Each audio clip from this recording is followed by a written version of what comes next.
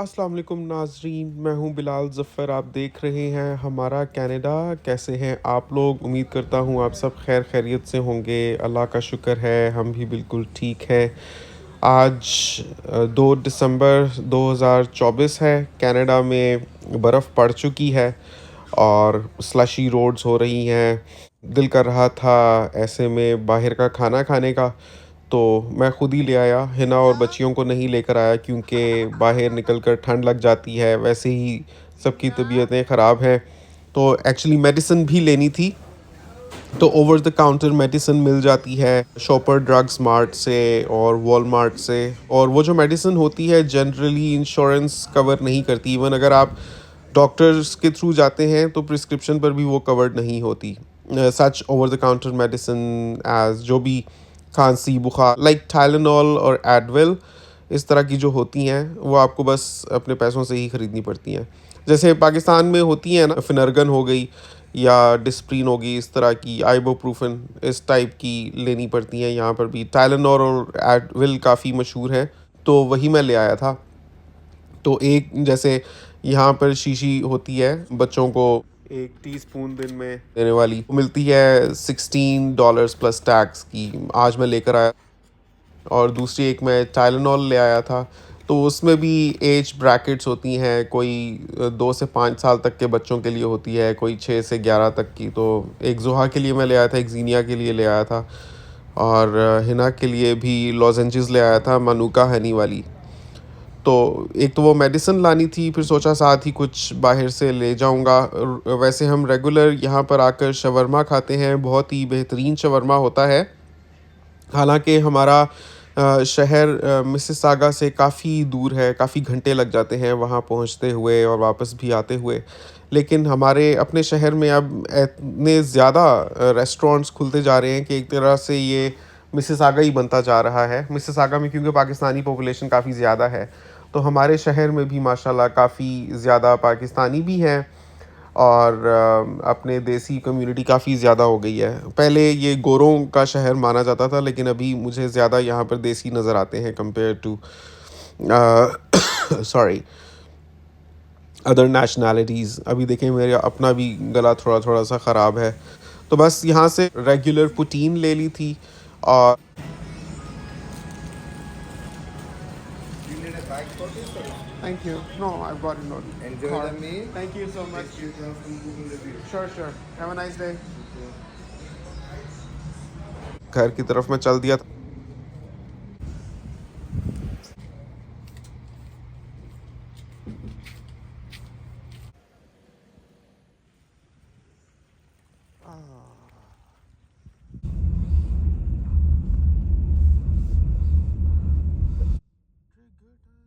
रास्ते में आप देख सकते हैं लोगों ने डेकोरेशन की हुई है क्रिसमस की, और एंड ऑफ ईयर हॉलीडेज़ के लिए लोगों ने, जिसको कहते हैं चरागां करना, तो अपने घर के गिर्द जो दरख्त हैं उनके गिर्द लाइट्स लपेटी हुई हैं, अपने घर के बॉर्डर्स के गिर्द लाइट्स लपेटी हुई हैं।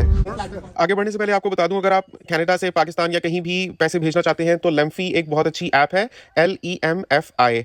उसको अगर आप डाउनलोड करते हैं प्ले स्टोर से, इजीली कर सकते हैं फ्री ऑफ कॉस्ट, और उसको डाउनलोड करें, उस पर रजिस्टर करें, अपना अकाउंट बनाएं। आपको $30 भी मिलेगा जब आप $250 तक भेजेंगे।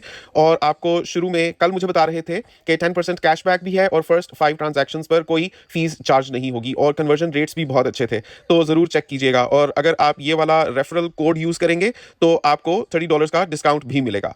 फ्री मनी है, फ्री मनी, जल्दी जल्दी इसको डाउनलोड कर लें और यूज़ करें। तो बहुत प्यारा लगता है ऐसे डार्क एंड ग्लूमी बैकग्राउंड में white and green and red and yellows ऐसे उठ कर आते हैं, बहुत खूबसूरत लगते हैं। स्पेशली अगर आप बच्चों के साथ ड्राइव कर रहे हो तो वो बहुत फैसिनेट होते हैं।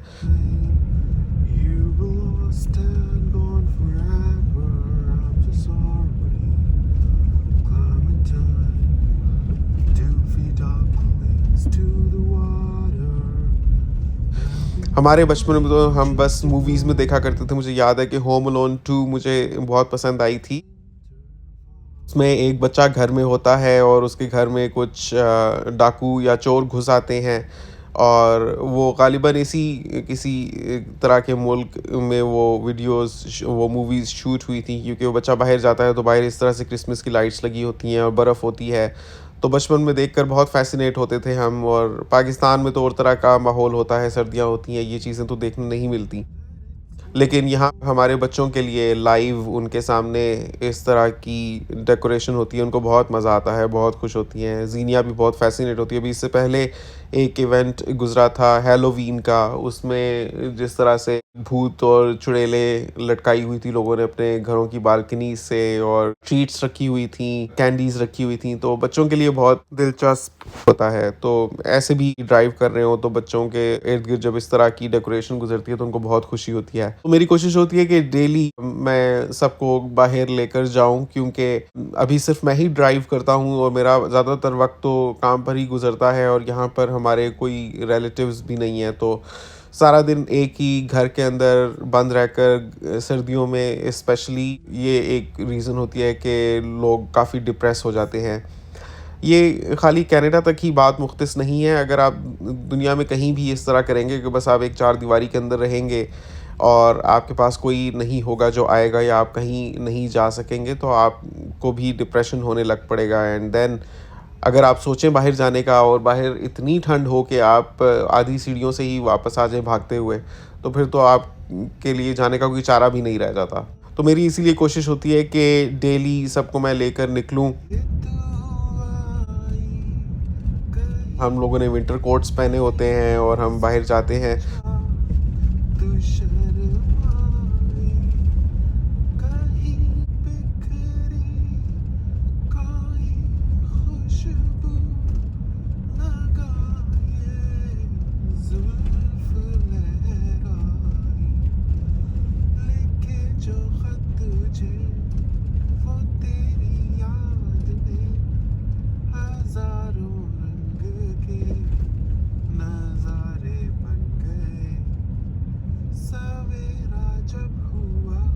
लेकिन आज सबकी तबीयतें ज़्यादा ख़राब थीं, स्पेशली बच्चियों की।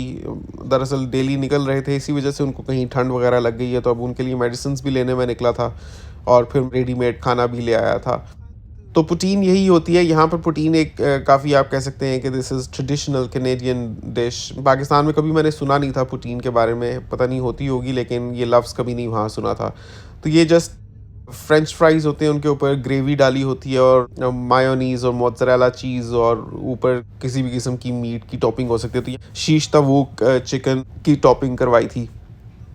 वैसे हम रेगुलरली शवरमा लेते हैं, लेकिन आज फर्स्ट टाइम पोटीन ट्राई की है। यही सोचा था कि वैसे ऊबर से अगर मंगवाते तो पता नहीं देर लग सकती है, आते-आते ठंडी हो जाएगी, तो मैं खुद जाकर ले आता हूँ, साथ में मेडिसिन भी आ जाएगी, और साथ में मैं खुद गरमा-गरम गाड़ी में हिफाज़त से ले जाऊँगा, तो खाने में भी मज़ा आएगा। रास्ते में मैंने सोचा आपके लिए थोड़ी-सी वीडियो शूट कर दूँ, आपको दिखाऊँ कि मेरे शहर में कैसी बर्फ़बारी हुई हुई है और कितनी ठंड है। आज दर्जा-ए-हरारत बाहर -10 डिग्री सेंटीग्रेड था। वैसे नॉर्मली इतना होता नहीं है सर्दियों में। अभी यहाँ आप कह सकते हैं कि हमारी ये तीसरी सर्दियाँ हैं। पहली सर्दियाँ तो 2023 के शुरू में ही जब आई थी तो वो देखी थी, जब जाती-जाती सर्दियाँ थीं। फिर 2023 का जो विंटर सीज़न था वो हमारी दूसरी सर्दियाँ थीं। अभी ये 2024 का विंटर सीज़न हमारी तीसरी सर्दियाँ हैं। तो ऐसा नहीं कभी देखा, specially since the last winter, कि कभी -10 से भी नीचे चला गया हो। Generally it varies around -2 to +2, और मैनी टाइम्स प्लस में होता है टेम्परेचर। तो इतना कोई अनमैनेजेबल सिचुएशन नहीं होती। लोग बहुत खौफ़ज़दा होते हैं, हम खुद थे, बहुत हम डरते थे कि पता नहीं कनाडा जाते साथ इतनी ज़्यादा ठंड लग सकती है, पता नहीं कैसे मैनेज करेंगे, लोग कैसे उस बर्फ़िस्तान में रहते हैं। That's like living among the glaciers या एंटार्क्टिका। यहाँ इतनी सहूलतें हैं और इतना सब रिलेटेड होता है कि आपको कहीं भी सर्दी नहीं लगती। जैसे दुबई में आप हर जगह जाते हैं, वहाँ वेंटिलेशन हुई होती है, एयर कंडीशनर्स चल रहे होते हैं, आपको गर्मी होने के बावजूद कभी नहीं लगती। इस तरह से कनाडा में भी नहीं लगती। Even the winter coats are so nice and durable, और इतने थिक होते हैं कि एक बस आप कोट पहन लें, और लाइट वेट होते हैं, देखने में काफ़ी हैवी से लगते हैं, लेकिन दरअसल जब आप पहने तो बिल्कुल हल्के से वज़न के होते हैं। ऐसे इन्होंने बनाए होते हैं कि वो टेम्परेचर को भी अच्छे से कंट्रोल कर लेते हैं, और वो ओवरवेट भी नहीं होते। They are light and easy to carry. तो एवरीथिंग इज़ वेरी मैनेजेबल। बल्कि मुझे तो थोड़ी सी मुझे पसंद भी हैं अब सर्दियाँ कनाडा की। पहले शदीद नफ़रत थी, लेकिन अब I have like started to come to terms with it. ये अल्लाह की शान है, अल्लाह की कुदरत है। ये विंटर कोई इंसान ने तो नहीं बनाया ना, ये अल्लाह ताला ने ही एक सिस्टम बनाया हुआ है। वही इतना खूबसूरत समर दिखाता है, फिर उसके बाद ख़िज़ां लाता है, फिर विंटर लाता है। तो कैसे इंसान सोचे कि यार ये क्या, ये अल्लाह की शान है और हम इसमें खुश हैं। और हमें ये भी पसंद है, हमें समर्स भी पसंद है। हर हाल में अल्लाह का शुक्र है। तो बस इसी तरह से सब्र शुक्र से इंसान को ज़िंदगी गुजारनी चाहिए। कनाडा में हालांकि काफ़ी ज़्यादा कहते हैं कि इमिग्रेशन हो गई है, अब तो क्राइम रेट बढ़ गया है, लेकिन हमने तो जनरली यही ऑब्ज़र्व किया है कि काफ़ी सुकून है, एक नज़्म ज़ब्त है ज़िंदगी में, एक रूटीन है। और पहले पहले ये थोड़ा सा ऑकवर्ड कॉन्सेप्ट लगता था कि life is so work oriented. Pakistan में क्योंकि वेलेपन की आदत हो गई थी, मैंने खुद लाइक दुबई से वापस आकर जब मैं पाकिस्तान में रहा तो कोई मैंने जॉब नहीं की। एंड उसके अपने पर्क्स हैं, अपने बेनिफिट्स हैं, living life on my own terms. And मैंने अपना यूट्यूब चैनल भी इस्टेब्लिश किया, ग्रो किया, बड़ा मज़ा आया मुझे। लेकिन दर हकीकत जब इस तरह की वर्क रूटीन भी आपकी होती है ना, तो आपकी ज़िंदगी एक पटड़ी पर चल रही होती है और मेहनत में ही असल ज़िंदगी का एसेंस है ना, वो छुपा हुआ है। पहले मैं सोचता था यार क्या ऐसे लोग इतना वक्त गुजारते हैं काम पर, लेकिन काम के साथ ही ज़िंदगी है ऑनेस्टली। अगर आप रिटायर हो जाते हैं तो वो शुरू में 2-3 दिन फैसिनेट करते हैं, उसके बाद you want to get busy again. So life is just about being busy busy busy, and उसी में जो आपका बस अच्छा वक्त गुजर जाए, जो वक्त सेहत के साथ, खुशी के साथ और इत्मीनान के साथ गुजर जाए, बस अल्लाह का शुक्र है। तो उम्मीद करता हूँ आपको आज की वीडियो पसंद आई होगी। नीचे कमेंट्स में अपनी राय का इजहार ज़रूर कीजिएगा। क्या आपको लगता है कि कनाडा में जिस तरह का वर्क ओरिएंटेड कल्चर है, क्या वो इंसान के लिए डिप्रेसिंग है, या काम करने से इंसान चुस्त और हशाश बशाश रहता है? नीचे कमेंट्स में अपनी राय का इजहार ज़रूर कीजिएगा। चैनल को ज़रूर सब्सक्राइब करने। आपसे मुलाकात होगी इंशाल्लाह अगली वीडियो में। तब तक के लिए अल्लाह हाफिज़। Yes, beta, I'm here with you, beta.